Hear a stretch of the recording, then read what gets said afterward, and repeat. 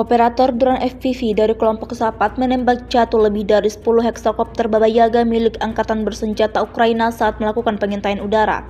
Rekamannya diunggah di akun Telegram @mod_Rusia pada Jumat 20 September 2024.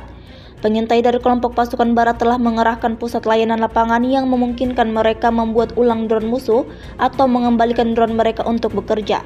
Dibutuhkan waktu beberapa jam sejak drone menghantam titik target hingga kembali ke garis depan. Dapat dilihat dalam rekaman, terjadi ledakan dahsyat berkali-kali di arah ini. Tidak diketahui pasti ada berapa total kerugian yang didapatkan militer Ukraina dalam peristiwa.